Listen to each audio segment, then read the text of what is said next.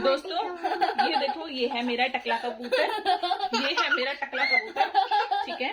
हम मेरे टकले कबूतर के हाथ में 2 बैंगल्स हैं जो जन जन जन जन जन जन बजती रहती है। ये है मेरे टकले कबूतर का, ये है मेरा टकले कबूतर की पैंटू। मेरे टकले कबूतर ने पहना है डायपर, और मेरे टकले कबूतर के कानों में है इयररिंग्स जो कि बहुत सुंदर लगते हैं, ठीक है। तो ये है मेरा टकला कबूतर, टकला कबूतर। और दोस्तों मैं आपको एक चीज और बताना चाहूंगी, ये है मेरा मुर्गा, ये है मेरा हैरी पॉटर, ये है मेरा हैरी पॉटर अभी बन गया, जिसको रिसेंटली अभी स्पेक्स लगा है, और जो कि बहुत ही ज्यादा स्मार्ट, डैशिंग और हैंडसम है। और ये है मेरी टकली कबूतरी, और ये अभी मेरी बड़ी तकलीफ।